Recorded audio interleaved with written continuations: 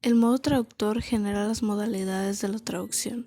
Esto quiere decir la variación en características de la traducción del texto original al texto deseado.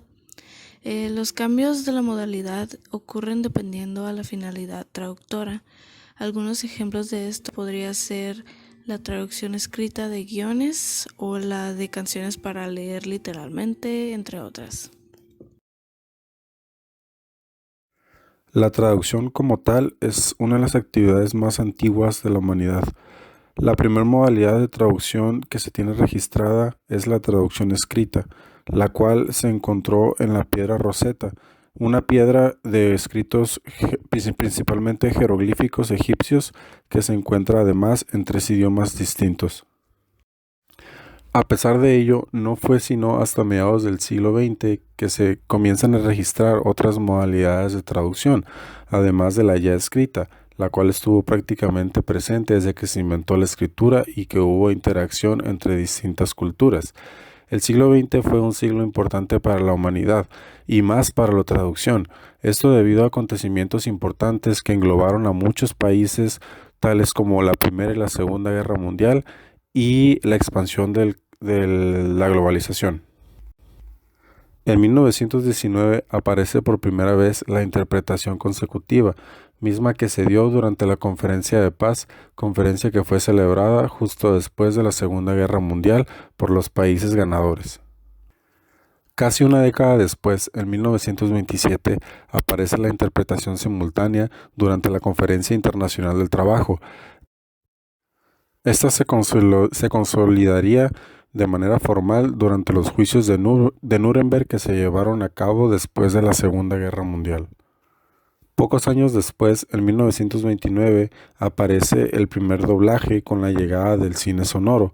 No fue hasta 1931 que se dobló la primera película al público general llamada Entre la espada y la pared.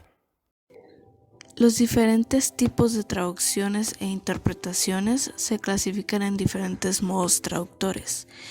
En el primero, el cual es el simple, se encontraría la traducción escrita, interpretación simultánea, interpretación de enlace y el susurrado. En el modo complejo se encontraría la traducción a la vista e interpretación consecutiva, mientras que en el modo traductor subordinado simple sería solamente el doblaje.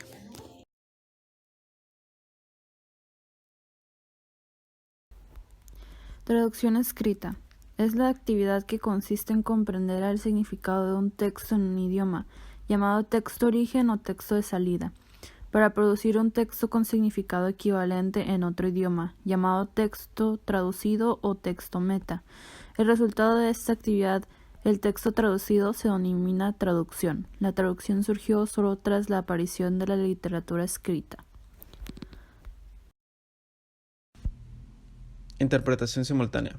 Con la asistencia de equipo especializado, el intérprete escucha al conferencista expresar el mensaje original e inmediatamente expresa la traducción en el idioma requerido por la audiencia, a veces con tan solo una palabra de retraso. Esta labor exige una gran cantidad de esfuerzo mental, por lo que los intérpretes simultáneos por lo general trabajan en parejas y se alternan cada 20 minutos.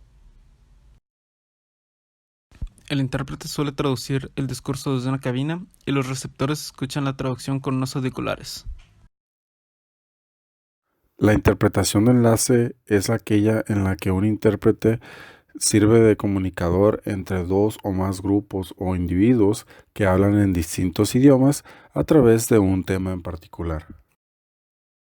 Este tipo de interpretación es a menudo llevado a cabo durante las conferencias, pues el intérprete tiene que estar en tiempo real traduciendo e interpretando lo que el comunicador quiere decir.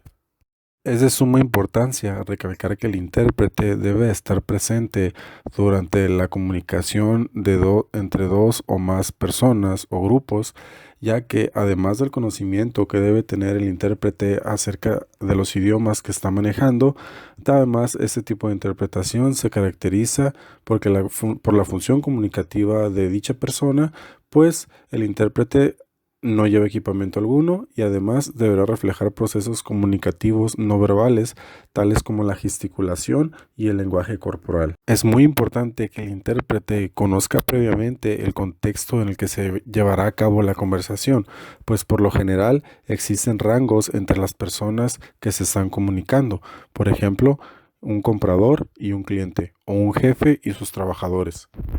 Esto con la finalidad de utilizar expresiones apropiadas, tanto si se está hablando o está interpretando al jefe o como se está interpretando al trabajador. Algunos autores se refieren erróneamente a la interpretación de enlace con el nombre de interpretación consecutiva. Sin embargo, estos son dos tipos distintos de interpretación. A pesar de que puedan llegar a ser muy similares, la principal diferencia recae en que la interpretación de enlace, el intérprete no toma notas y suele ser ligeramente más fluida.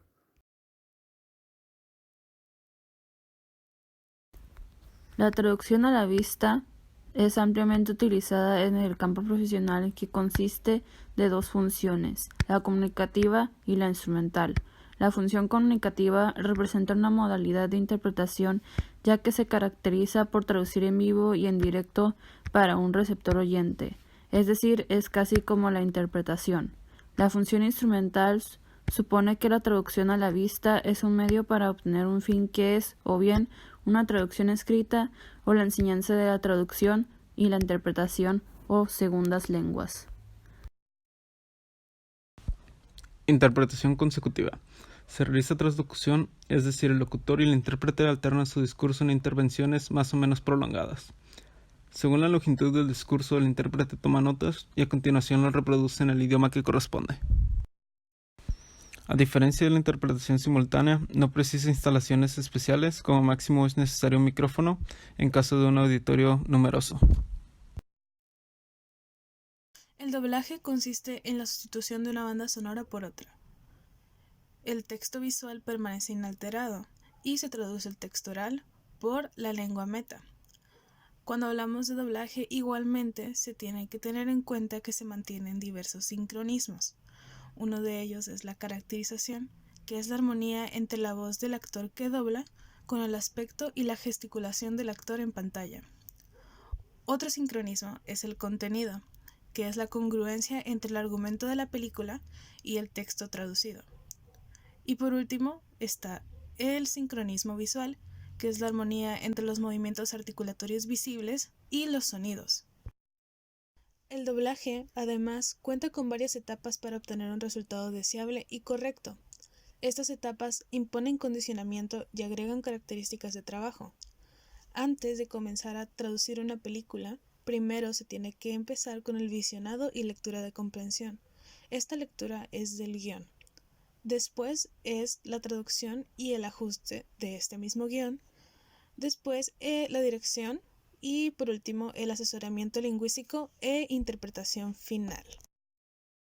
La etapa que más condiciona al traductor es la etapa de traducción y ajuste, que consiste en adecuación visual y temporal del texto a los movimientos vocales. Existen tres tipos de ajustes, que es la sincronía fonética o también llamada labial, la sincronía kinésica y la sincronía isocrónica.